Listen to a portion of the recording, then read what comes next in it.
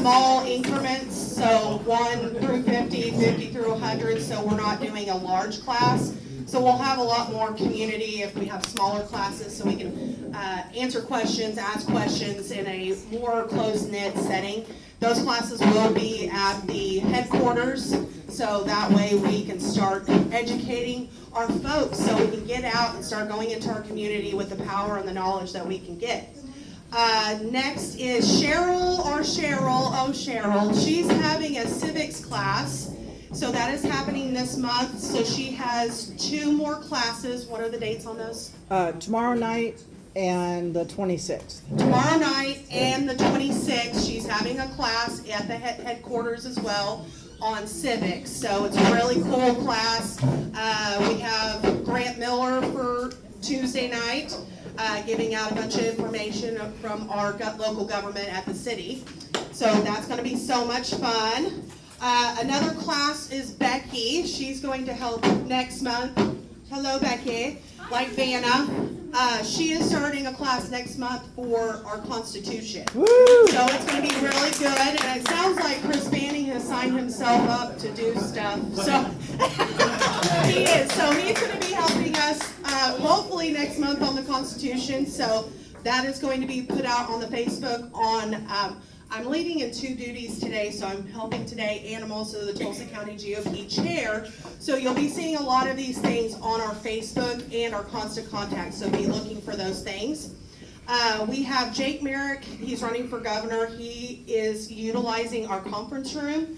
So he will be having a volunteer meeting on August the 26th from 6 to 8 at our headquarters. So there's a conference room that he's utilizing. And I've let all the candidates know if you need to have a conference room or need to use the office, that is what it's for. So our GOP headquarters is supposed to be full of activity and be a resource for our candidates. Yeah. Something else that we got Representative Tom Gann is trying to protect our 4th Amendment right by sharing his concerns over the use of flock cameras in Oklahoma. He will be having a study on the subject in October at the Capitol. So lots of information there.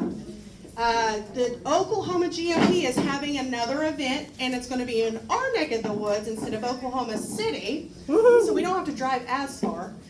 So that is going to be October the 25th at the Mansion in Inola.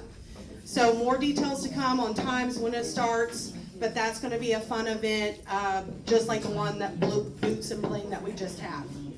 And then, what else do we have? Governor's debate. So there is going to be 4 counties coming together, Tulsa County one of those, and we are going to participate together for the first time as GOPs, and we are going to have a governor's debate October the 9th at 7 p.m. at Evergreen Baptist Church, and that's at 111th and Garnett area, right? So that's going to be so much fun, a day or a night of just having a good time being together. So if you are a candidate, you can have a table. So let me know and I'll get you plugged in with Terry at Wagner County for that. And then Wayne Hill, you have something to come and give an announcement on. Yes, you. Yes. Would you like to come Sure. over? Come on over for the price is right. Good morning, everyone. Can everyone hear me okay?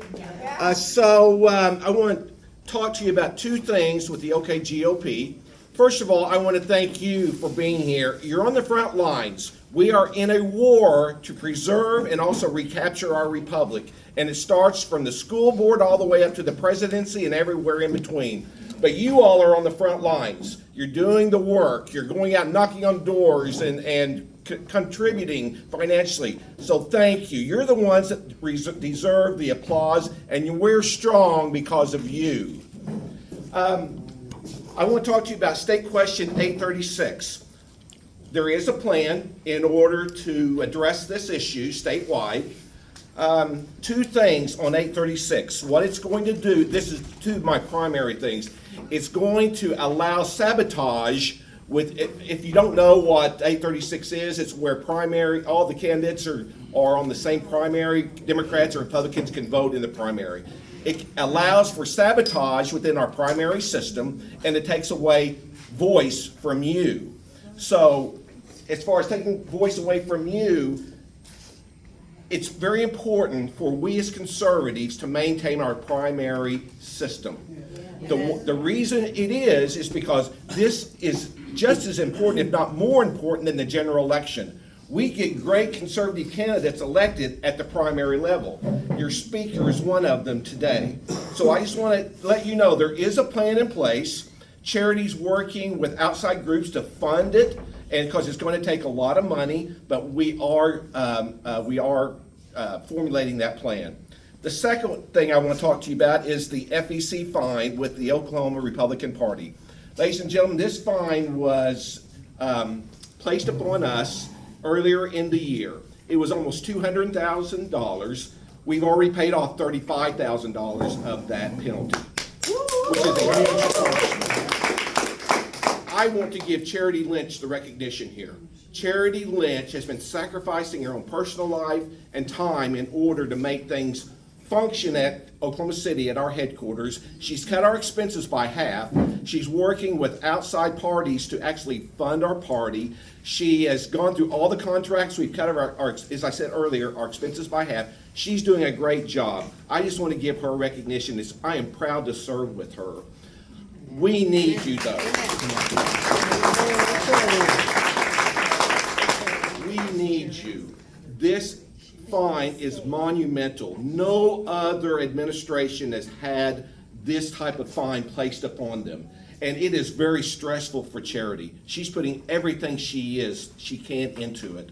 So I'm asking you, please join the Minuteman Club or give a financial donation to the Oklahoma Republican Party. We stay strong if Charity Lynch is in that position, and we want to help her if we can. So I would ask you, please consider giving a donation to the party. We have also, in order to facilitate that, we have actually created a statewide effort to actually train people in the precincts to develop their precincts, go knock on doors to help good candidates win elections. And so that is already being implemented. We have 5 different areas. They're all broken down by congressional district. So we have trainers. They're going out. You're going to hear more about that. If you haven't heard about it yet, it is coming. And I would encourage you to be a part of that. So anyway, again, I thank you. You are what makes our party strong. You're educating yourselves, and you are on the front lines. God bless America, and God bless Oklahoma.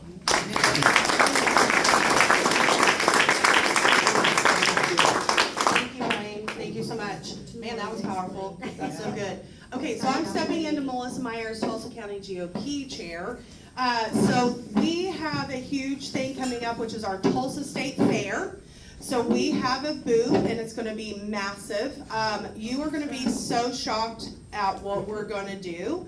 We are going to be, for the first time, offering digital advertising. So our booth is going to take it up a notch. We're not going to have a ton of signs everywhere, but if a candidate brings them, we will have them. But we want to be very strategic in our messaging and get the word out. So I feel having a massive 14-foot digital screen, I think that's going to show some people that we mean business. So we are going to give that opportunity to our candidates to have either their JPEG file or a video. I'm working on hopefully getting President Trump to give us a little bit of a video as well on there. So it's going to be an exciting time and an exciting booth. We're going to have fun and get in with our community and talk to people as they come into our booth. And I hope it's going to be very inviting so we can get voter registrations. That's our one main focus. Second is to get out the information about Don't California, My Oklahoma. So we'll be getting that information out. So I'm working with Charity at the state on that and working with other GOPs to also get that message out. I'm also with moving forward, we're going to get very good in our messaging, so I want to buy some digital billboards in Tulsa so we can start really getting out the message of things that are actually happening in our communities. And the Republican Party, I just totally feel we're the last line of the defense to keep our country and keep our country from being a socialist and capitalism coming into our country. So we have to stand up and we have to get firm and rise together. Communism, not I mean, capitalism. that's what I'm going to say. Communism. Yeah. Wrong word. Wrong seat. Communism. We like We capitalism want here. capitalism. We want communism. Don't want communism. So we're going to get better on our messaging. So we want you to participate. So I have a volunteer sheet if you would like to volunteer at the booth. We would love to have you. I need 70 people that are liberty fighters and freedom fighters to come and help me with this. And I think that was the last little bit of my messaging. Okay, we are going to go on to bringing our speaker. So Jim is a 5th generation Oklahoma, born and raised in Oklahoma City. Jim met his wife Dana Jo while they were both attending OSU. Go Pokes. Sorry, OU people. They've you're been not. married 16 years and have 2 daughters. Jim represents House District 32, covering Lincoln County and parts of Logan and Payne. He got his he got into the state representative race in 2024 specifically because an industrial wind project was proposed near his property. Jim has been working fearlessly to bring awareness of the green energy agenda and other important issues such as disguised as human manure, as farm fertilizer, and the hostile foreign ownership of Oklahoma land, election integrity issues, and other important issues. Jim was given a perfect 100% A+ score on his voting record this year by the Oklahoma Constitution newspaper. We in our club have very much appreciated the important work that Jim has been doing, so let's welcome Representative Jim Shaw.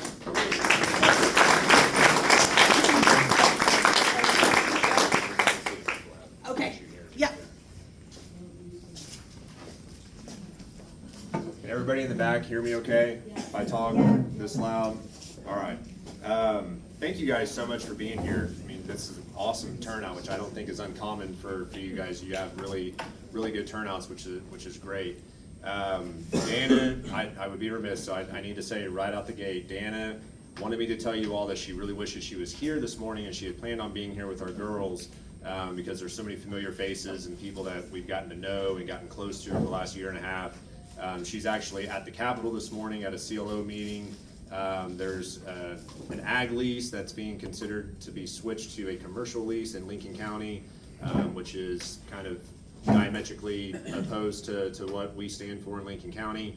So she's there just to kind of be a presence on my behalf with the governor and the rest of the commissioners that are going to be voting on that stuff today. So she wanted me to tell you hello, and I needed to make sure that I said that in the very beginning before I forgot. So I'd like today to just kind of speak a little bit about my background, personal, professional, why I got into this mess called politics. Is mess the right word? Is that appropriate to use? Okay. Maybe an It's understatement. politically correct, right? So why I'm here, how session went, maybe a few stories and fun stuff from session, and then kind of what I'm working on going into next session. So like Melissa said, first of all, your prayer, we're going to talk about that a little bit. Boldness and courage, 2 very important ingredients that are lacking a lot at the Capitol. So we're going to come back to that. Thank you for that prayer this morning. So I grew up Northwest Oklahoma City, went to Putnam City High School, went to Oklahoma State. Again, go Pokes. Any other? Yay! Thank you. All right. All right. So you get kind of north of I-40 and all that, and you get more go Pokes. But went to Oklahoma State. That's where I met Dana. We got married shortly after graduating. I got my degree in finance and accounting. Hers, she ended up staying on a little bit later and getting a master's in international business and economics. Lived in Oklahoma City. When we got married, I worked for Chesapeake Energy at the time. So my whole career has been in oil and gas. Chesapeake Energy in that day and age was a really, really good company to work for. Aubrey McClendon founded it, was still running it when I was there. Just coming out of school and going to work for a company with the office buildings and facilities and fitness center and multiple restaurants on campus. I mean, it was a dream to work at a place like that. And I was there for about 5 years, ended up leading a team where we dealt with a lot of the any way that Chesapeake could leverage or sell an asset, because they bought so much for so long, they all of a sudden were like, hey, we kind of need to let some of this stuff go. My team kind of helped prepare data and system schedules and things like that for all those transactions. Really enjoyed the work, but I was young and I was hungry, and I had been doing the same thing for a little while. Didn't see a lot of upward mobility or other opportunity, and so I ended up leaving Chesapeake on my own just shortly before Aubrey exited, and then the business kind of really changed in a big way. And so that was kind of the first moment where I actively made a decision that a lot of my friends and family were like, what are you doing? Like, this is a really good place to work for. You've got a great job. You know, the benefits and everything else were fantastic.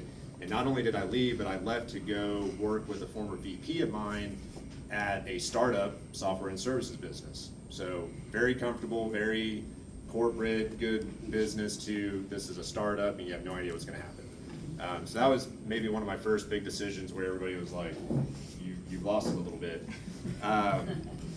And so we, get over there, we get started. He had been on his own for a couple of years. We had a handful of contractors at the time. We ended up developing a software program, and this is all in oil and gas, so this kind of catered to the land departments within oil and gas businesses. We grew that business from about a handful of contractors to a little over 100 employees over the course of about 10 years. Sold to a larger oil and gas software business about 3 years ago. Really enjoyed that. That was a lot of fun, very stressful at times, and also during that time period, about 3 years into kind of this year-over-year really big growth, all of a sudden the Lord blessed us with children. And so we had a couple of girls, 2 years apart, and so growing a business, littles at home, traveling a lot for work, very fast paced. It was great, and it was a huge blessing, but it was a lot. And so when we sold the business about 3 years ago, I've told this story a few times, but I stayed on for a couple of years to help transition everything to the new leadership team, and my partner had exited a little bit earlier, but I was like, I'm ready for a new chapter. Like, we sold the business, everything's in a good place, the staff and everything are settled into the new company. And so selfishly, I'm like, been on the road a bunch, been traveling around, doing this business, and let's do some part-time consulting, stay home, be with Dan and the girls a little more often, maybe do some board work. Had a really good network in the industry, and so I was like, let's just take a step back and take a breath. Well, I took like one breath, and the Lord was like, that's all you're gonna get, because you're gonna go into politics. And I was like, whoa, like another crazy decision number 2, right? Which was not my decision. I will confirm that until the day I die. This is what the Lord called me to do, and I feel very convicted in that, and I know that because I wrestled with Him in prayer a lot over, is this really the path that you have for me? And ultimately, I began to fear the Lord more than I feared man, and the whole process. So let's be honest, I was aware of politics and I knew the issues, but I'd never ran for public office. I'd never done a campaign. I'd never done anything like that, and so I was ignorant on certain things, and the Lord allowed me to remain blissfully ignorant to certain things as we moved through the process, because if He had peeled that whole curtain back on how the campaign would go and how session would go, He knows that I know that I would have maybe willfully disobeyed, right? Because it's a journey, but so I felt convicted to get into the race. There, like Melissa said in the opening, there was a big wind project being proposed just a couple miles away from our home and property that honestly is like our dream forever property. I mean, we had been looking for some land and kind of a homestead to raise our girls. My wife grew up in Barnsdall on a lot of acreage, and I grew up in the middle of the city. Didn't want to go back there, so we found this place and we love it. Put a lot of time and resource and money into it. Want this to be a generational farm and ranch for our girls, and then having the prospect of a 100 wind turbine complex being a couple of miles away and within view was not something that I signed up for when we moved out there. And so that was kind of the catalyst that got me into, okay, this is not okay. Need to dig in a little bit and see what's going on. And so felt this calling from the Lord, and then went to a legislative breakfast in a nearby town, still within the district, where the incumbent and the incumbent state rep and the senator were kind of giving their overview of session and what was going on at the time. And this wind project was the hot topic of the day. There was a lot of issues and things like that over the years that our family were frustrated with, but this was the main topic. And what I witnessed in that breakfast was a lot of people asking for help. We don't want this here. We have issues with it. This is going to impact my family in this way or that. And what I saw in return from the sitting legislators was a complete lack of concern, indifference, admonishment towards these people for raising an issue in front of them, and really just speaking down to them in a big way. And I knew then, on top of the calling from the Lord, that I was not going to be represented the way that I wanted my family to be represented, either on that issue or just in general. And so that was kind of the last straw for me that got me into the race. Here we are in August, and we're already talking about campaigns for next year, right? This part of my story last year happened in like March or early April. And so I didn't officially decide and get into the mindset of I'm going to run until about a week before the filing deadline. Which is, if anybody else in here is running, don't do that. No. Because you will drive probably your family crazy, and if you work with a team that's going to help you with your campaign, you're absolutely going to drive them crazy. Because with my experience in business, we took a product, developed it, took it to market, we did all these things with sales and marketing, what have you. And so going through a campaign, there were some similarities to that, right? It's just you're the product and you're selling, yourself to people for, for their feedback and what have you. And so, here we are, like, I file on the filing deadline that Friday, and the very next day I'm talking to our team. I'm like, okay, we need to go. And they're like, well, okay, well, like, we got to sit down and talk about it. I'm like, yeah, but we need to get going. Like, we're pretty far behind.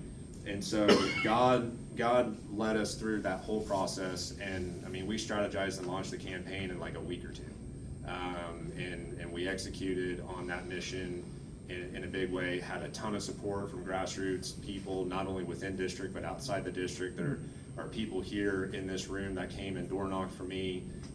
Movement 32. For that. I'm sorry. Movement 32. Yeah, Movement 32. I mean, so there is this movement now that, and I want to talk more about just kind of the overall movement here in just a little bit, but yeah, there's a Movement 32 that is getting a lot of traction right now, and the 32 is for House District 32. It kind of originated there, and I'm grateful for that, because without the Lord, without my family, I mean, my wife and daughters door knocked with me pretty much 100% of the time in the primary. We get into the runoff and it's really hot. The girls were like, hey, the back seat of the farm truck is really not where we want to be spending our summer. So they spent more time with my in-laws and what have you. But this was, one of the biggest blessings about this whole journey is that in business, I'd have to travel and go do things and sit down at the dinner table. My wife genuinely was interested, like, hey, how's your day? What happened? Well, this is something that she and I can do shoulder to shoulder, as we witnessed today with her being at the Capitol kind of on my behalf in that meeting. So that's been a really nice change of pace, even though it's very busy and things are always going on, for us to kind of do this together as a family. Even though my 10-year-old has already told me more than once, she knows way more about politics at the age of 10 than she cares to. And we have timeouts and freezes at the dinner table of like, no politics tonight. And it's like, okay, we can do that. And then we all just kind of sit there and look at each other for a minute. I'm like, we got to have something else to talk about. So usually the girls talk a lot during those dinners, but no, it's been a blessing. So we get through the campaign, which is littered with all the fun stuff that campaigns have, and ended up being the most expensive House race in state history. Which, again, anybody running for office in the room, don't go for that. That's not a badge of honor that you want, but it is what happened in our race, and ultimately we got through it in the runoff. And there were a lot of things that I talked about in the campaign that I promised to act differently, to represent people and what they wanted, and to not get lost in the abyss of the Capitol, right? I mean, just basic transparency. Like, if I'm gonna represent you, you're gonna know exactly what I'm doing and why I'm doing it and how I'm doing it. And if you have constructive criticism, my door's always open, my cell phone's always on, except at night. Don't try to call me when I go to bed. I'm not one of those that leaves it on all the time. Good. But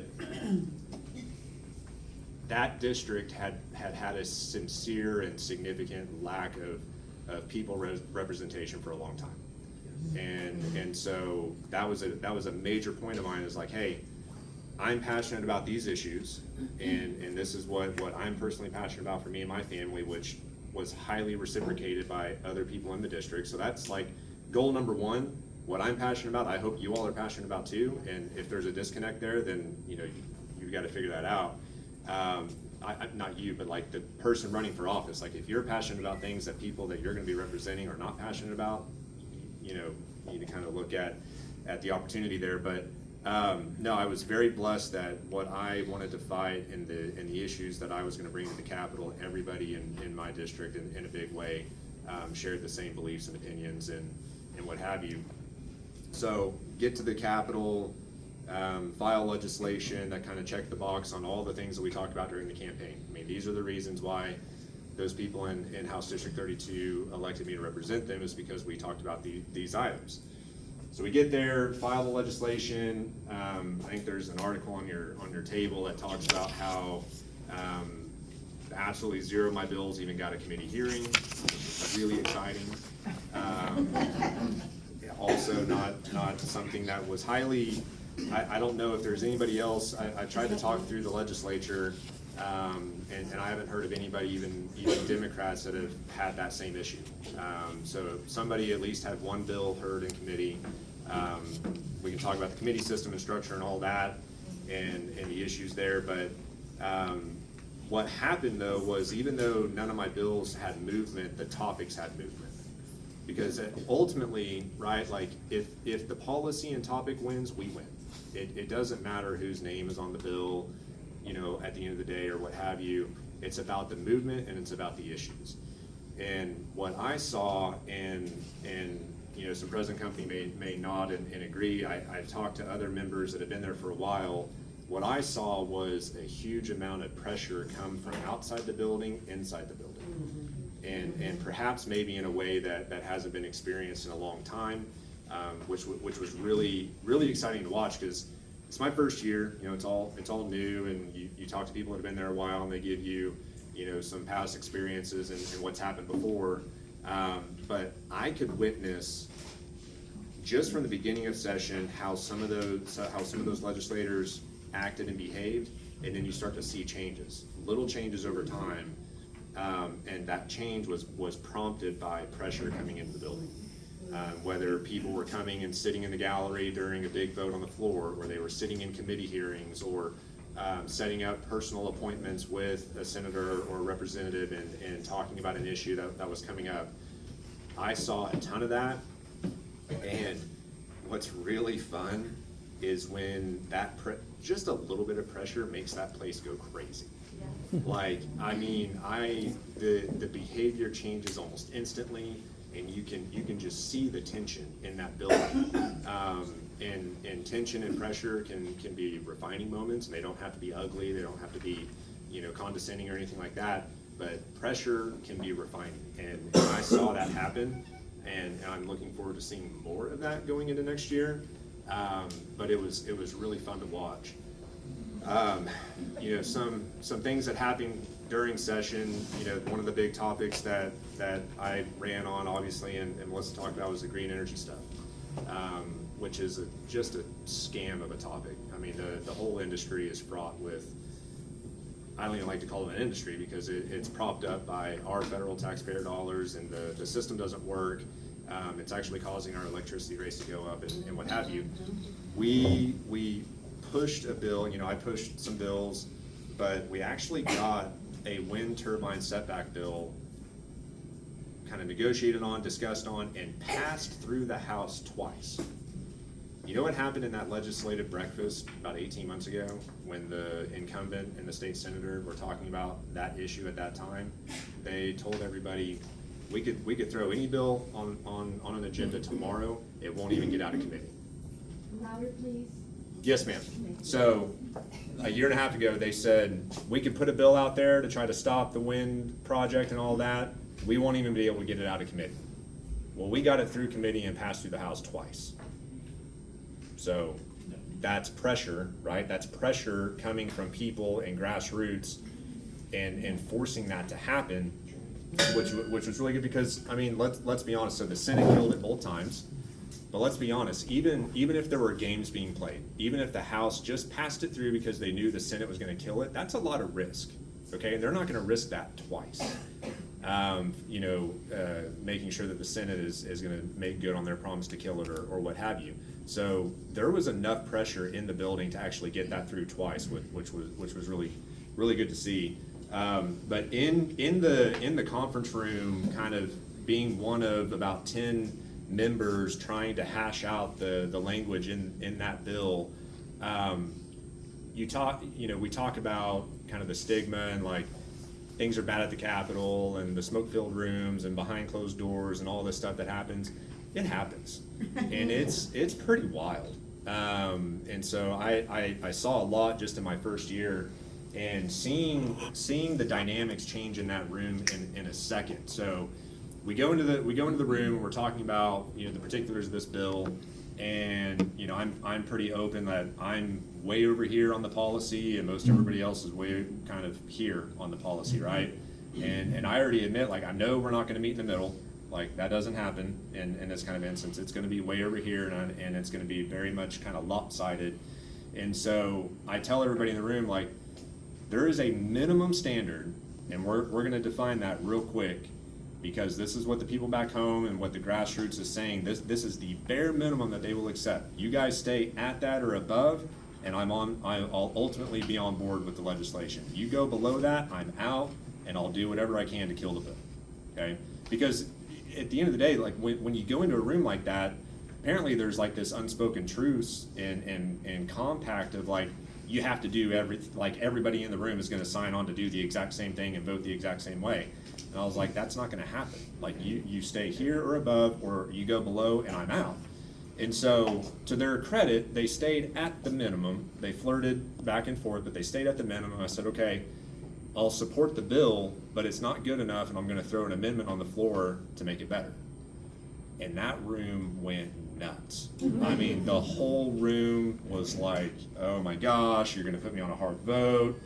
And does anybody know what a hard vote is? What is it? Individually, they have to come up with something. So in their minds and in their definitions, you're gonna put us on a hard vote, meaning this is probably actually really good policy, and this is actually what people want. It's not what industry wants. It's not what special interests want. It's what the people want, and now I have to make a tough decision. Do I vote for what the people are asking me to vote for, or do I continue to vote for the way the special interest that's funding my campaign account want me to vote for, right? That's the hard, difficult decision that they were gonna face the next morning, and they were really upset about that. And I caught a lot of flack for that, but I also was reminded afterwards that there were a few. I stayed consistent, right? Like, if I said I was going to do something, I did it. If I said I wasn't going to do something, I didn't do it. That seems like such a simple concept, like let your yay be yay, your nay be nay, right? But it's not. But in that place, I witnessed it in that room where one guy said, "I'm going to vote exactly how you vote, Shaw," because presumably that was the way the grassroots was wanting us to vote and all that. Well, when I threw the hard vote with the amendment, he was like, "Nope, not gonna do it. I'm not voting that way. I'm gonna try to kill the bill." He debated against the bill. He called it communistic and socialistic, based on putting very common sense regulations on an industry that doesn't work and doesn't have any regulation today. Yes, that's right. But that changed in a moment, like in a split second. He completely switched and flipped and went the other way. And I saw that happen time and time again on the floor, where bills get voted on multiple times and guys will vote one way, or their light goes green or red, and then they hold it open for a while, and then all of a sudden things change, right? Like, there could be some extenuating circumstances that cause you to change a little bit, or you get new information, you better understand the bill, there's a hidden thing in there that's not good and causes you to go the other way. I get that, but this happened a lot. And there are certain bills that I know you guys are probably familiar with that happened multiple times. But it was fun to watch that pressure. And I'm gonna keep talking about pressure because that's what we're getting into with campaign season. That's what we're getting into going into next session. And that's how we actually get things done inside that building, is applying pressure and getting the right people in the right seats. I have a lot of people ask, like, what can we be doing, right? Do we show up? Do we sit in the gallery? Do we go to committee meetings? Yes, and yes. But it also, like, very fundamentally and maybe kind of cliche, boils down to the 149 legislators in the legislature, who is in the seat and who is going to be voting on your behalf. And that vote could be based on rules that govern how the House and Senate operate.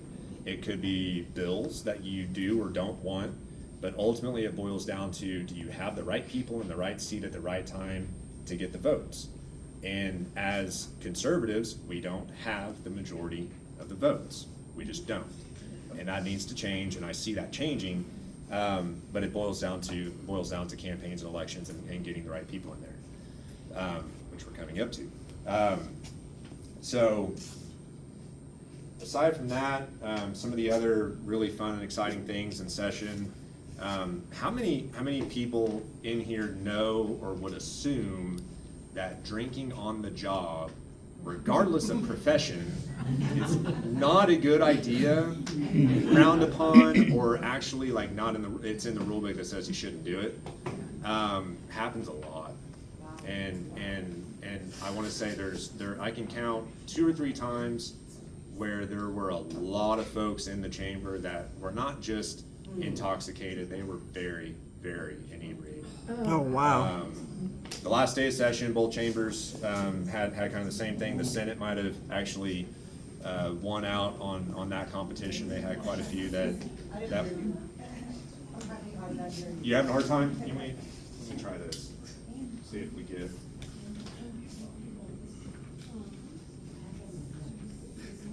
Can you hear me any better? No, you have Now? to hold it up. I think it's on. How about now? Gotta put it closer to your mouth. Now? No, it's Hello? not on. Hello? There it goes. All right. Is that better? Okay. We'll do this. Sorry about that.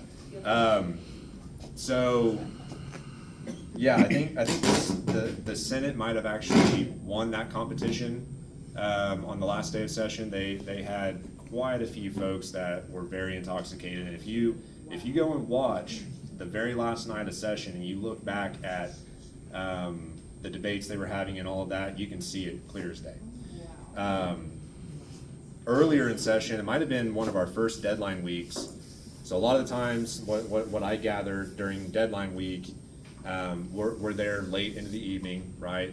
A lot of times they'll cater in food, and so we don't actually break for dinner. They just bring food in. People will go get food, bring it on the floor, and we just keep doing business and we keep voting on bills.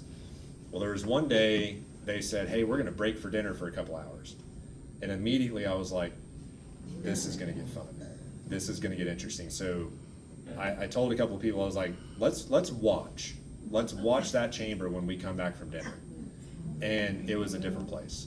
I mean, just the volume and the excitement from some of the members was pretty overwhelming.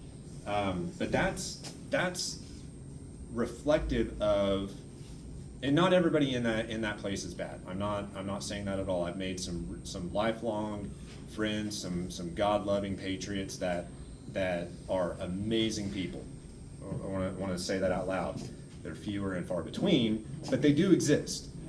And so, but just the general attitude and behavior in that place is they don't care, right? I mean, they're drinking on the job. They're saying these things. They're they're voting the way that they vote, they know that most of that is open to the public, right? Public can be there in person, or it's being live streamed and recorded, and you could go back and watch it. But they know most people, are absolutely not paying attention, which is not this room. I know I'm not talking to people in this room.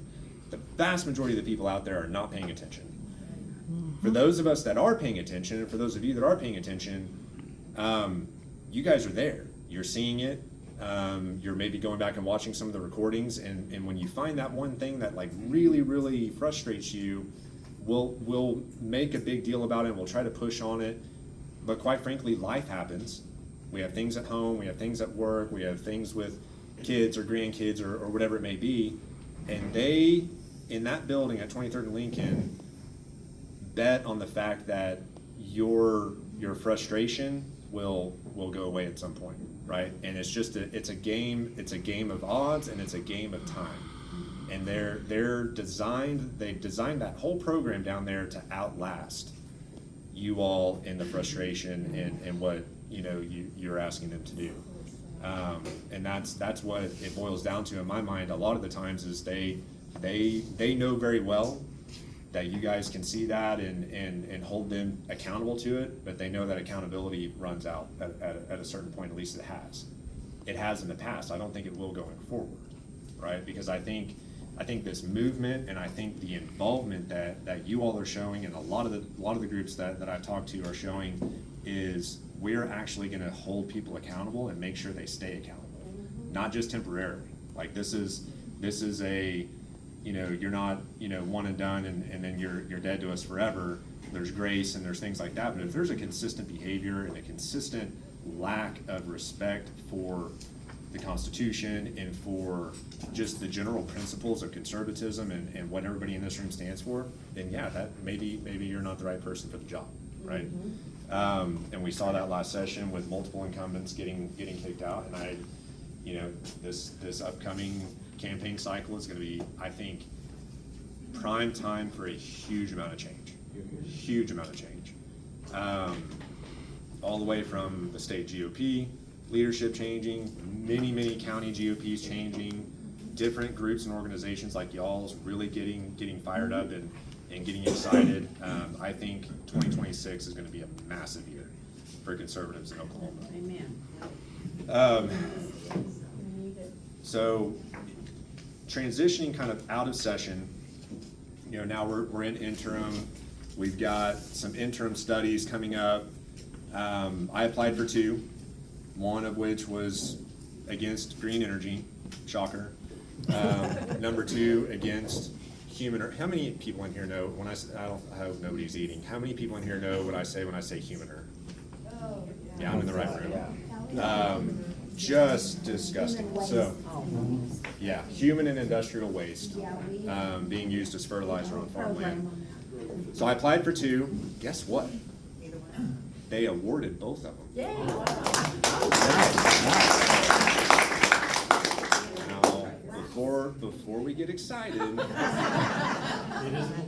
it is an election year, and my green energy interim study got combined with the energy chair Nick Archer's study, which, by the way, Nick Archer check out please. Right? Total 200. So they combined my green energy study with his. He'd already killed my bills. My human earth study got combined with agriculture chair Ken Paskowski's interim study, and he killed my human earth bill. So Wow. It's going to be exciting. But we're putting it together. I've got some really good speakers lined up for both of those, and I'm prayerfully hoping that we have some productive and effective studies coming up this fall. But on top of that, I'm also kind of looking forward, right? We're looking forward into next session. What am I going to be doing? I have maybe another crazy idea. So I am going to be pushing some messaging statewide here pretty soon on seven policy items. Anybody? Biblical 7 completion. We had 6, and I was like, can we get one more? We got one more. So 7 items. And I am very passionate about these 7 items. People in House District 32 are. But as I've been talking about these items in other areas across the state, I'm getting some really good feedback as well. Is this thing helping? Okay, all right. I couldn't hear it. Okay. So 7 items, pushing the messaging statewide. Because number one, I want other people across the state, if they don't know what Humanure is, this room didn't have that problem, but some other people way out in a different county, they have no idea what that is. They have no idea that practice is happening. So I want to inform people on the issues and on these policy items, and then I want to gather support going into next session. So just running through the list real quick on the 7 items. Number 1, you can guess it: green energy. Hate it, stupid. We're an oil and gas state. We're a state that actually cares. Well, people that actually care about legitimate energy production that's actually reliable and clean and consistent. So no green energy stuff. Number 2, Humanure, we've got to stop it. We're one of only 13 states still in the country that allow food to be grown in human and industrial waste. Yeah. Which a lot of people will say, well, that's just a rural problem. Everybody eats food, right? Like Last I checked. the food doesn't magically appear at the grocery store, like a lot of kids these days think. So no, number 2, no more Humanure. Number 3, how many of y'all know it's still not criminalized for hostile foreign nationals to own land in Oklahoma? How many of y'all know Arkansas just put together a really good bill on that? Yes, you know what I'm talking about. So I kept getting claimed that I was lying throughout my campaign, that it's already illegal for Chinese nationals to own land. You can say it's illegal all day long, but if you don't have enforcement mechanisms in your law and you don't have criminalization and penalties with it, what are they going to do? Bad guys are going to keep doing bad things. Yep. So force them to sell the land, Right. and if they don't, put them in jail and fine them a lot of money. Right? It's pretty simple. How about Bill Gates? What's that? How about Bill Gates and all his farmland he's buying? Hey, I mean, look him up. He's probably from China. I don't know. Doesn't get me. But, yeah, no, there's something to that. So number 3 was no more hostile foreign nationals on land. Number 4, illegal immigration. We're not a border state.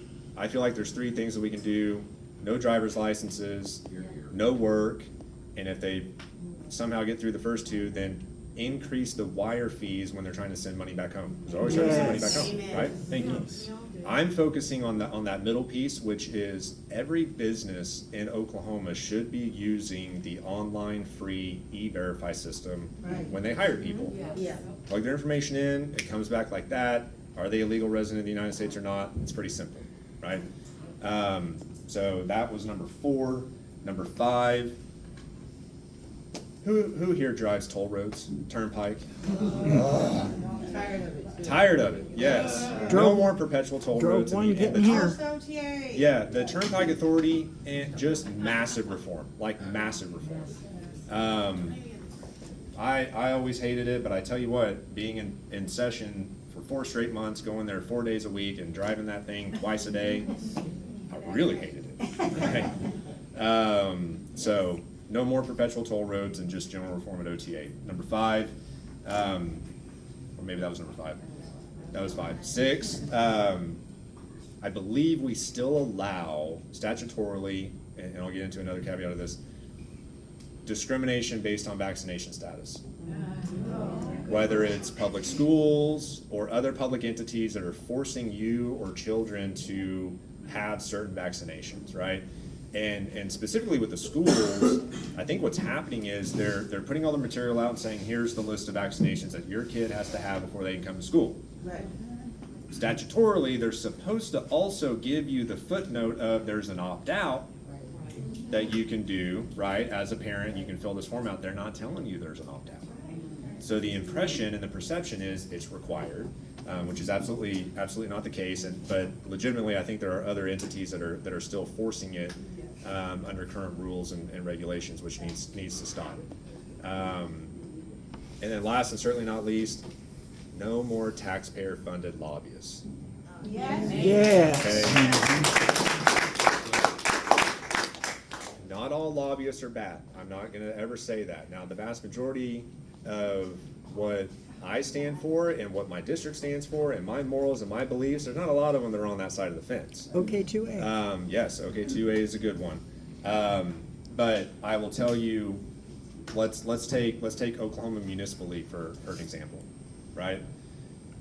They're a taxpayer-funded entity, and they lobby a significant amount of money to the tune of, I'm pretty sure they spent millions of dollars. I was told they spent millions of dollars this last session trying to kill all the human bills. All of the bills that would either ban or regulate human OML spent a ton of money trying to kill those bills.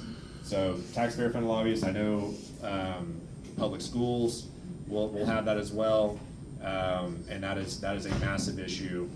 And just lobbyists in general, I talked to like one of the very few that I actually have some respect for, and they stand for the right things most of the time.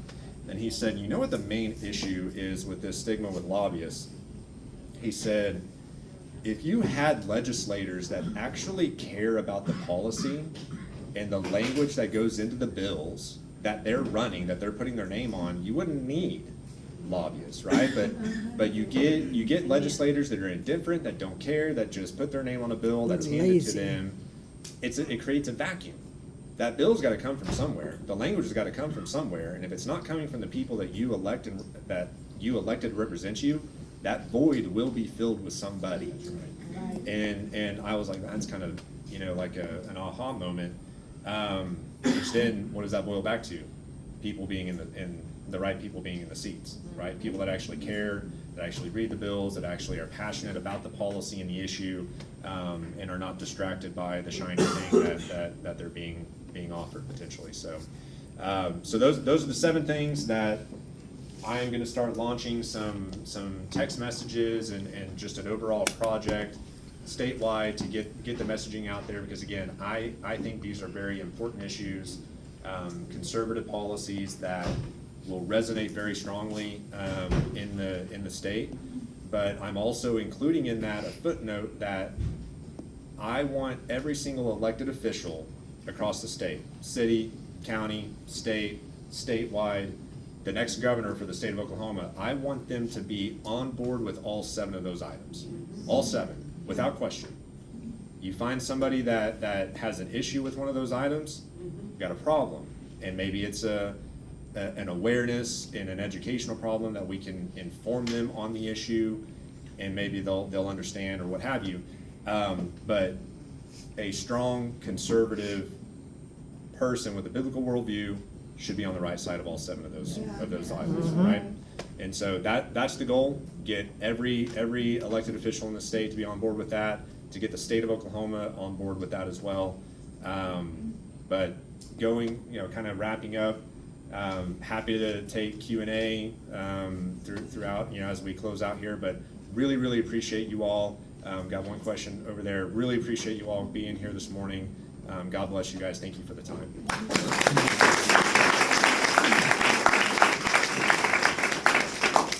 Thank you. First of all, I'm also a Putnam City Pirate. Hey. Hey. All right. Oklahoma State Cowboys. So. Yeah. Amen. Amen. I had a question about, I saw an article, I read an article about you have incurred pretty significant personal debts from your campaign, and you don't care about it. The people who support you would want to support you in relieving that. Is there a way to donate to you today and in other venues to help you get past that? Very, very kind of you to bring that up. So she's talking about, there was an article that came out, I think it was last week, that talked about candidate loans. So when you run for office, there's limits on how much money individuals can donate to a candidate, right, through the ethics and all that. There's no limit on how much you can give to yourself, whether you just put that money into the campaign, or you put it into the campaign and you tag it as a loan, and then over time, if your campaign fundraises and you get money through that campaign account, you could pay yourself back over time if you want.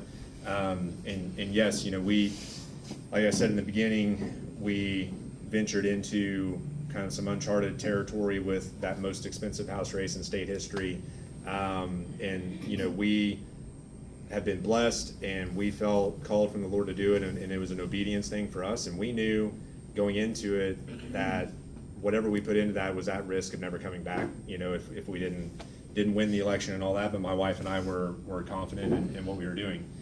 So yeah, I put out a post after that article came out saying, hey, I really don't have any intention of repaying that in full or anything like that. My main mission and my wife and our goal in all of this is to help participate in and build that movement that fundamentally changes politics in the state. Okay, so that's what we're passionate about, and that's what we're going for. To answer your question, if people feel led to participate in that movement and in that effort, the website that you can go to is FOROK.com. There are other conservative groups and organizations that are kind of leading that movement as well that I would really encourage people to consider getting involved with and either participating in financially or what have you. But to answer your question directly, that's the website that you can go to for me. Thank you for that. I appreciate that very much. Sorry, she was in the back first. Yeah. Yes, ma'am. So, You're good. Okay. based on what you said about the drinking that goes on, and evidently often, what can we do to hold our senators and representatives accountable for their behavior on the floor? I mean, whether it's, whether it's anybody in this, across the state, if it's your senator or representative, I mean, you should have direct access to them anytime.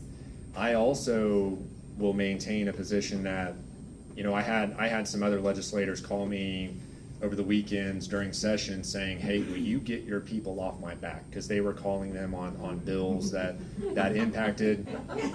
Yeah, and I'm like, yeah, not really. I'm not going to go tell my people. You can tell them what to do, but I don't think it's going to go over very well. Or like, will you get your people off my people so they'll get off my back? And I'm like, yeah, I'm not going to go for that one either. Because to be honest, right, like when we're at the Capitol, and yes, House District 32 comes first all the time for me. What they want and what they need and what their desires are, that's first. But when I push the red or green button, it affects policy at the whole state, right? I can promise you I got a ton of phone calls and emails and messages from people up here in Tulsa, Oklahoma City, Norman, wherever, if there was a bill that was going to impact them, if it was coming to my committee or the floor or what have you. So I would encourage you, if you see behavior that you're not okay with, even if it's not your legislator, call the office, call their office, voice your frustration. We all have friends and family and networks of people in other counties and other parts of the state. Talk to them about it too, right? And so also there's a little bit of kind of me looking in the mirror of, hey, when that happens on the floor again for me, I might be a little more proactive next time in raising, you know, maybe the point of order or talking to whoever's in the presiding chair and being like, hey, here's in the rule book that says this is not okay. What are we going to do about it? Right? And so I need to hold myself accountable to that as well. Next, you first, and then you. What about Oklahoma City and Tulsa designated sanctuary cities? I think that should be illegal somehow. People are coming to yeah. Tulsa Yeah. because of that, and Yeah. how can we stop that? You know what's People don't know we are. Yeah. You know what's funny? I drafted a bill that would have required dismissal of a public official if they were in favor of or supported sanctuary policies. So I have a bill drafted for that. They supported If they supported sanctuary city policies. So maybe that bill needs to have an author and get pushed somewhere. Yes, maybe. Yeah, with no grandfathering in either. Yes, ma'am. I'm just so glad that number 7 Yeah. for you was no lobbies, Yes, ma'am. because I agree. They are corrupt, they should not be allowed to give our congressmen money in the White House. Or feed them. So, are you aware that in Oklahoma, and we should not have foreign lobbies? Yeah. And those that are foreign need to register But if you suggest this to a state, they will have you assassinated, as they did to JFK when he wanted Israel to register as a lobby. So this is a huge problem. Now, it's not just in our federal government that this lobby has complete control. There are hundreds of dual Israeli citizens in our government that is absolutely 100% unconstitutional, against the law. Now, in Oklahoma, we now have a Oklahoma-Israel Exchange Commission. We have no other, we don't have one for Canada. We're a huge with Canada. So you see, this Israeli thing is infiltrated throughout America. And you can see who actually runs the show. So this is a huge problem. People need to come out of the lie of that Z word that everybody, the churches are so married to. What is your question? Yeah, what's the question? No, the question, it's not even, maybe it isn't a question, but I'm just saying. This is not a comment section, it's a question. How do you feel about an Israeli lobby in Oklahoma? Are you for that? I mean, I am not in favor of any foreign lobbyists having foreign interests and influencing our state legislature. I mean, ultimately, we should be at a place in our governmental body, at the local, county, state, and federal level, where we're at whatever level we're in, that should be priority number one. If we're at the federal level, United States should be number one. For the state level, Oklahoma should be number one, right? So that needs to be the overall objective for people that are sitting in offices. What level are you at, and where is your influence and responsibility lie? And that's where you need to focus. Yes. We'll just Yes, take ma'am. one more because we have to get to a couple other things. Okay. Hey, Amy actually had her hand up first. Oh, I'm Amy. sorry. Well, I missed that. so is this, I just seen her way back there. welcoming city. Say it again, I'm sorry. Sorry, regarding the welcoming city question, so when the city council of Tulsa is pushing forward something like an ordinance, which I want us to kind of announce that, that it's September 10th, they're reconstituting something that was tabled on June 18th, that they're bringing up September 10th, the city council of Tulsa. When they are putting forth ordinances, is there any kind of pressure that the legislation can put when the city of Tulsa goes rogue with ordinances that violate both executive orders of Trump and also our state constitution and sovereignty? And they are essentially putting forward an ordinance that would prohibit places of public accommodation from discriminating based on sexual orientation or gender identity. And there would be no religious exemption in the current draft. So that would be churches and businesses. This basically would apply to any business or organization that is open to the public. So this is going to be discussed on June 10th. Is there a way that we can work more quickly to get ahead of it, where there's pressure coming from every side, including the legislature, when the city is going on its own? Yeah, that's a good question. I mean, I think, if there is something statutorily that speaks to that, and you have that referenced, I mean, I would encourage reaching out to your state rep and senators for the area and asking them to be a voice in that meeting, to have a presence and be a voice in the meeting. I mean, a lot of the times, again, whether we're all showing up or elected officials at another level show up, I mean, that pressure can move mountains, right? And Yeah, 'cause they won't listen to us. Publicly, personally, or do they have to, can they speak within their role and position? Depends on whether or not they're allowed to be included in the agenda, right? From an open meetings perspective, if they're on the agenda of the city council or the county commissioner or whatever it may be, they probably could speak from their official capacity. But again, it would simply be referencing what's currently statutorily allowed or not, and just encouraging them to do the right thing. The enforcement of that statute then, would be with the DA or the AG's office or something like that, right? So, we gotta keep moving. Yes, ma'am. We got people that need to speak too. Thank you, Jim. Thank you so much. Thank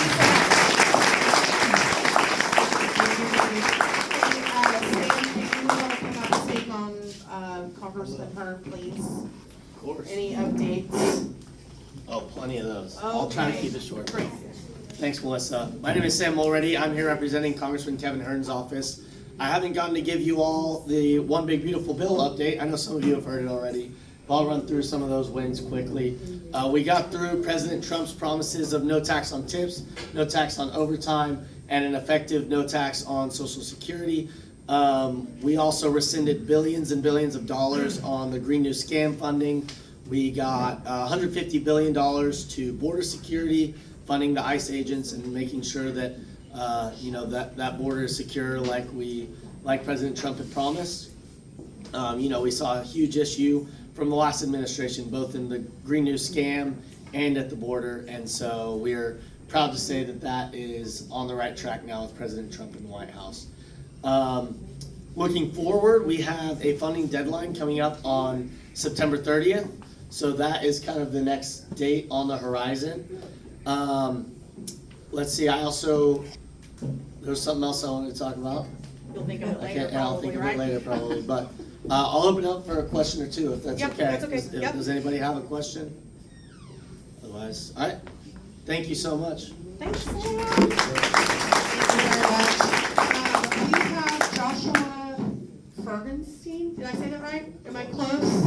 I probably slaughtered it. With Flashpoint. So, come on up and take briefly here. Do you need it? Do you not? I don't think I'm gonna need I'm gonna need a microphone. Okay. So first of all, I just want to say on behalf of President Trump, I'm telling you, this is some of the most beautiful ladies. We love the ladies here. They're some of the most gorgeous. And if it weren't for Melania, I would have probably picked one of you.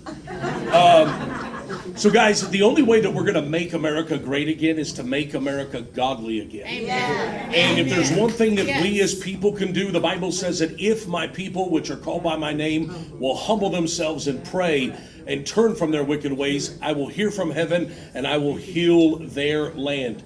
So, super quick story. I got called several months ago by one of the special advisors to the president, and he says, Josh, President Trump wants to have revival in America. He said, I know that you're already doing America's revival. Can you tell me, and the administration, they got the team on the phone, what is revival to you? And so I just quickly told them, I said, the two things that I believe that God wants to do in America is to take back the homes and the high places. Amen. And so we started talking about it, and he said, well, how about this? What if we did a national revival in celebration of America's 250th birthday party? I said, bro, I am all in. And so we started talking, and he said, you're already doing America's revival. What if we create a partnership? And so let me tell you what happened. He came back to me and said, what if you can go to President's living room at his house at Mar-a-Lago, and what if you could start the revival there? So we took 80 believers in there with worship guitars and violins, and we worshiped until we've just felt the power and the presence of God at Mar-a-Lago. We go over to, in fact, just parenthetically insert, a lady walks in the back. Now, Mar-a-Lago's closed to visitors, Secret Service is there, it's shut down. A lady walks in the back as we're worshiping and tears coming down her face. I didn't realize who it was till later, but it was Marla Maples, and the power of God was just all over her, and you could just feel it on the property. We go to Doral, it happens. Well, it just so happens that Governor Stitt had sent his faith director, Brian Bobeck, there to the revival. Unbeknownst to me, he comes up and says, Governor Stitt wants to do this in Oklahoma. And not only, if you'll come to Oklahoma, because we're kicking off a national tour, Mount Rushmore, the Kennedy Center, we're having revival in all of these places. But ladies and gentlemen, the revival, America's revival taking place across the nation is actually starting. It's kicking off in the place where revival had kicked off in America, Amen. Which is Tulsa, Oklahoma. So September 12th, 13th, and 14th, right here at the Maybe Center. It's absolutely free, all right? But no better place than Tulsa, and no better place than the Maybe Center. Go to americasrevival.com. There are people from all different, but some of the strongest voices in America, some of the ones you're going to see people that got arrested for not shutting their churches down. But we're talking 3 days of just power-packed worship and preaching. You're not going to want to miss it. So if I could ask one favor from you, all right? If you want to get involved, please make sure to see one of us. I believe Karen's a big part of this group here. She's overseeing a bunch of stuff for us. We would love to have your involvement. Let me tell you something. I see a lot of silver hair in this beautiful room, right?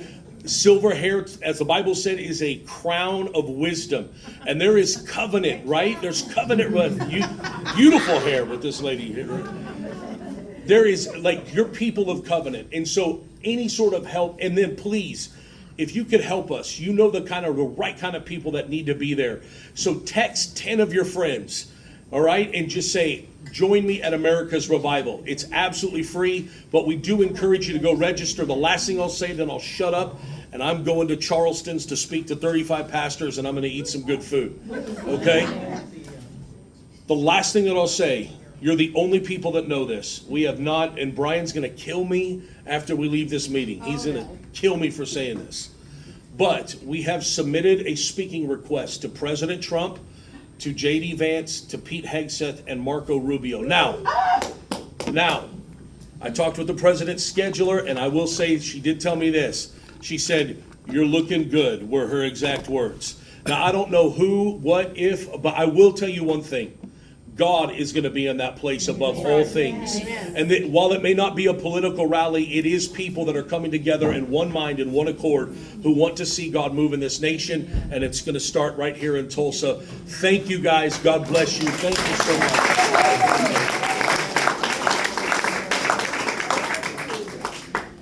Okay, man, that was, how can we go after that, Becky?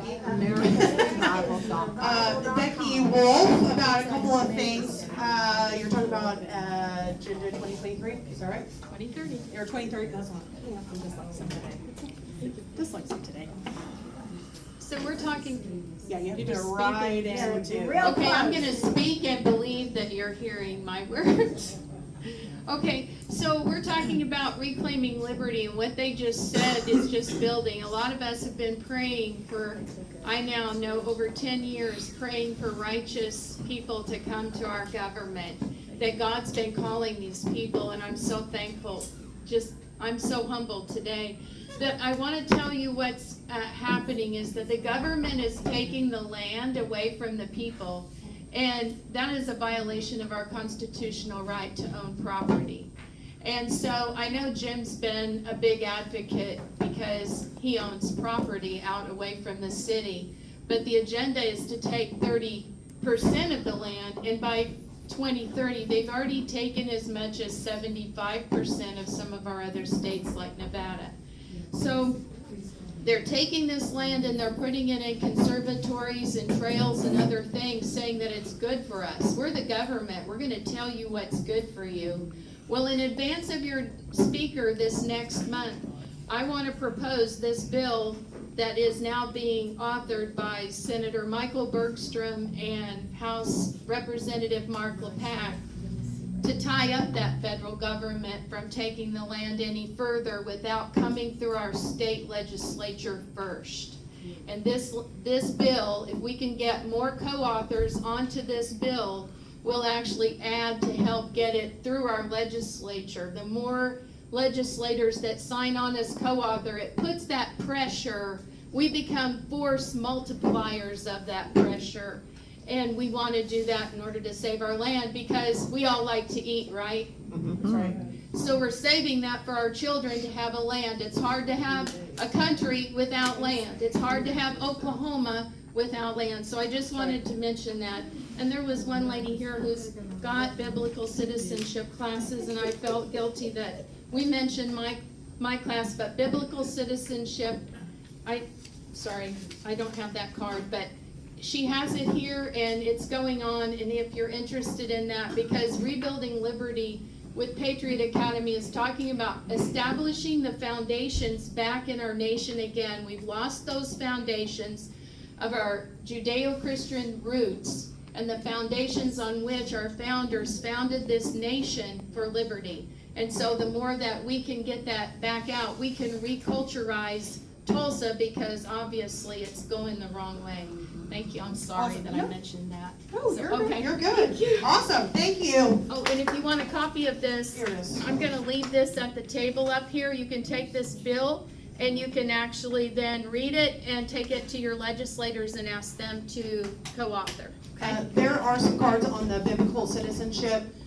She is right there if you would like the information on it as well.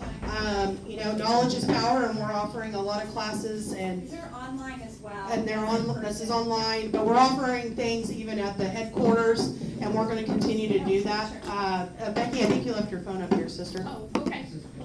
And so if you are a candidate, we're going to kind of finish that up, I think. If you would stand and you get a minute or two to tell us what you're running for, who you are, and we will start with Mr. John Cox, Dr. John Cox.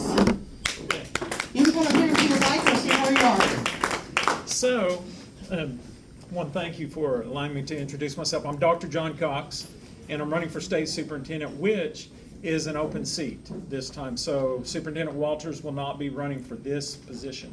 I don't know what he's doing, what he's running for, but he's not running for this position, and he is glad that I am running. That's our conversation. So, but last Thursday, some of you may not have met me. I've met most of you in here, but I started my 40th year in public school service last Thursday. Yay. My 40th Awesome. first day, which I just think is phenomenal. I love the first days. And this is my 32nd year as a school superintendent. So I've been vetted every day for 32 years on how to work with people, deal with people, know all the applications that we need in every single area of public schools to make them better. And my campaign is really simple. It's just how can we keep our kids safe? And then also how can we improve academic success? That's really, you take those two things, and they're both child-oriented, you work on that, and you get better.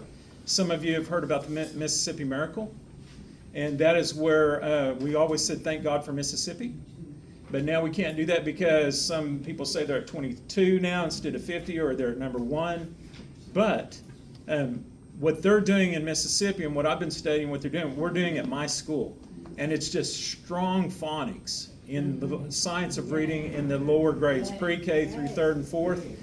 We will influx that across the state, and I think that'll automatically raise us.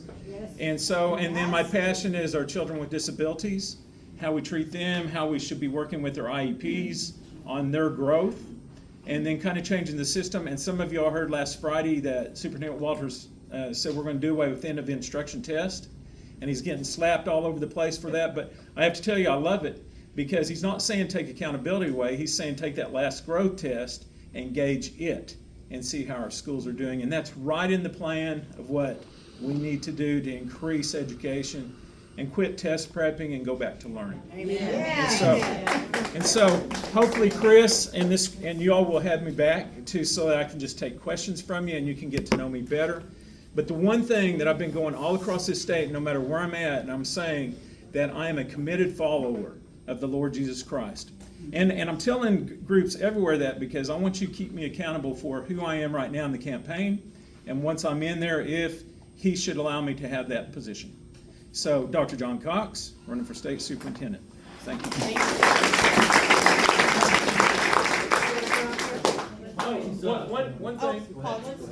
One thing, these are my babies, these are my grandkids, this is the Y. I have my flyers up here, cox4ok.com, and if you want to volunteer, which we need volunteers, on the back you can do that. So, John, what school are you at? I'm at Peg's. We're a country school out in northern Cherokee County, and we're hands-on, so we know every single area of what's going on, and we have to win. I'll just tell you, we have to win. It's awesome. Thank you. Got another one right here? Yeah, my name's Peyton Pepin. I'm running for Senate District 2 up there in Rogers County. And I started going to Liberty meetings and OK2A meetings and different things like that probably in 2018, 2016, somewhere in there. Got more involved in like 2019. And I would see people come from time to time and they would say, hey, we're running for office. We want you to endorse us. And I would ask around to other people, And I would say, do you know this guy? And they would say, no, we've never seen him. We've never seen him at a Liberty meeting. We've never seen him anywhere. But he's running for office. And they would come and ask for our endorsement. And they would get our endorsement, and then they would go down, they would get elected at the Capitol, and they'd get elected. And we were shocked a lot of times when they didn't do the things we thought they were going to do. They weren't really one of us. And we all looked at each other like we were shocked when this happened. And I thought, I'm not going to sit in here and have a meeting on a Thursday night till 8, 9 o'clock every night and endorse people that aren't involved in our cause, and then they kind of turn over on us. I'm not going to spend my time doing that because it just doesn't make sense. I wanted people that were in OK2A, involved in grassroots movements, to run for office. And Jack Rose, he said, well, why don't you run for office? And I thought, man, I don't know. And, I got really lucky in 2019. I got to meet one of our former Oklahoma politicians, a local politician. And I asked him, I said, do you go to OK2A meetings and grassroots meetings? And they said, they said, well, are you running for office? I said, well, maybe, And they said, well, I went to a few of those meetings when I first ran for election. And they said, but after that, I didn't really have to go to those meetings anymore. And I said, well, why is that? And they said, because in the grand scheme of things, those people don't really matter. They make up such a small percentage of the voting block, it's almost like a zero. Wow. And it was like a gut punch. Because I was like, you mean people like me? And they meant people like you. And it took me a while to learn something about that. And the Lord spoke to me, and he said, he said, God loves an underdog. He said, God loves a zero. He said, when you became a zero, you became a candidate for God to step up on your side. And I really began to understand something about that, is that we were put here for a reason, that there's greatness in us. Our life has a divine purpose. You understand what I'm saying? You see, zeros make up the fabric of our society. They're the factory worker and the house painter and the teacher and the stay-at-home mama. That's who they are. Zeros stand for things like truth and justice and morality. And what I began to understand is that zeros, they stand behind things and they make things more valuable and they take nothing from nobody. You understand what I'm saying? I'm a zero. And you are too. So I want to ask you this question today. And I want to tell you something really. And maybe that politician, she didn't see our worth, but it doesn't mean we don't have any worth. And this question I want to ask you is, will you support me? Will you stand with me and behind me when I run for Senate District number 2 and make Oklahoma great again? Who are you running against? I'm running against Alex Seifried. Get her out.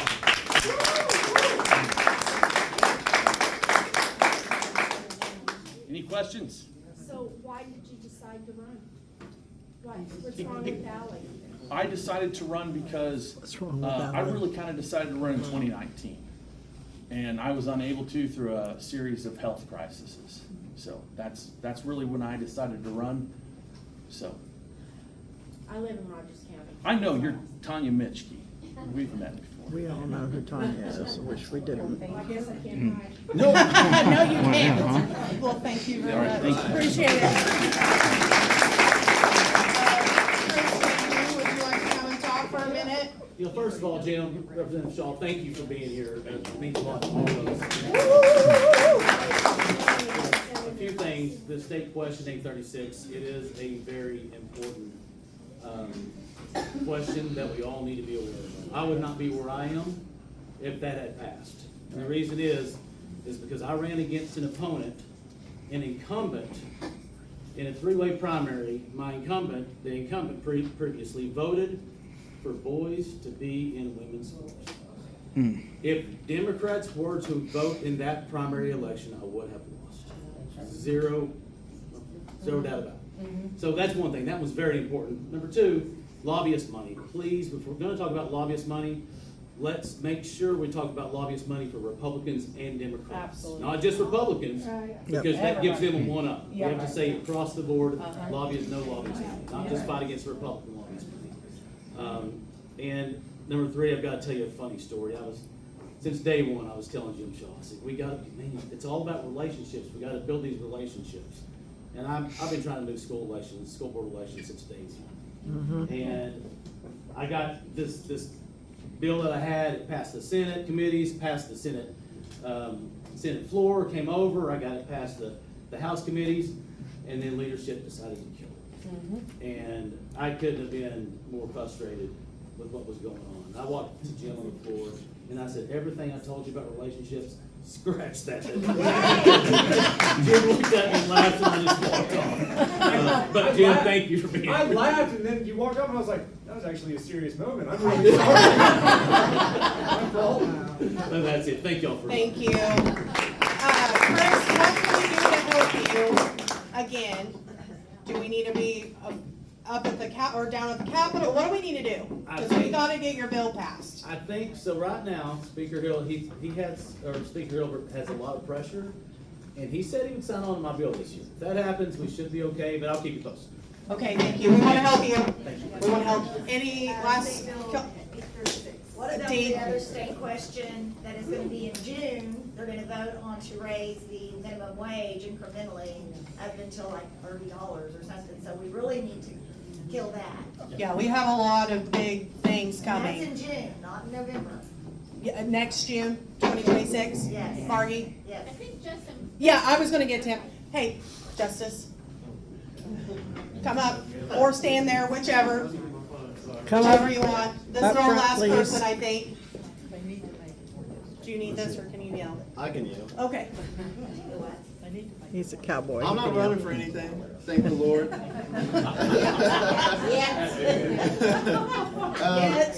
just have a couple of announcements. I wear many hats. You have to yell. All right. I wear many hats within the community, so I just have a couple of announcements for a couple organizations.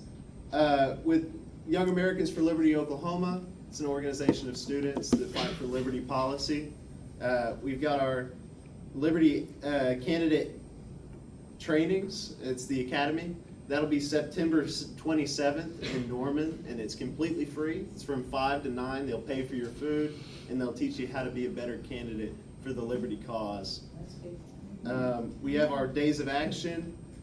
We don't have one scheduled yet, but those are usually going to a state capitol, going to a meeting of some sort, and just speaking out for liberty. Last one we had was at the state capitol. We fought against the meal plans. That's when Allie Seifert slammed the door in our face. They're always really fun. Anybody can get involved, no matter how old you are or how young you are. I'm personally 19 years young right now. Way to go. Not as young as most people in the room. Hey, but we need each other. Of course. We have the petition to end the property tax. That's on AmericanActionFund.com. We also have the petition to end the income tax on AmericanActionFund.com. We just had Trenton Rippey down here. He went to the Texas State Capitol to fight taxpayer lobbyists, and it got passed through the Texas House. Is that right? Senate. Texas Senate. On Dustin Burrows' desk right now. Yeah. So we're doing that down in Texas. Obviously, we're still fighting the meal plan fight that's stopping colleges from making you pay $6,000 for disgusting college food that nobody eats. Disgusting and disgusting. Somebody tell Dave Rader and Allie Seifert that we don't want to pay for meal plans anymore. Amen. Amen. That's why we've got different hat. I'm the political director for the OKGOP for Senate Congressional District 1. So that's Tulsa County, Creek County, a little bit of Rogers County, and then I believe a little bit of up here on the top. Somebody's gonna get mad at me. Anyways, All the things. we're sending out push cards with Donald Trump on it, with Chairman Hill and Chairman Lynch on them. They basically will go out to new voters, and it'll just show that the party is willing to embrace new voters that register as Republicans, and show them some information on how the party is leaning, how to vote, etc. For the Oklahoma Grassroots youth, there's plans of an event sometime in January or February, so be looking out for that. Also plans to start an Oklahoma Grassroots Youth podcast. And then just expanding on that, the Oklahoma Grassroots Youth usually does come to those days of action, and that's why we're just really looking for the support. We saw a great turnout at the last one, but if we just had a couple more people, I feel like the senators would get the message and say, maybe we should listen to the youth. Maybe the doors don't need to be in the youth's face, but hey, that's all right. That's it. That's all I've got. Awesome, thank you. Anybody else? We're good? I think those were all the announcements. Thank you guys again for being here and taking your time to be here. We'll see you next month. The person is, Maria, I almost forgot. Angel Cushing. Thank you. Angel Cushing is our next speaker for next month. See you next month. Have a great day.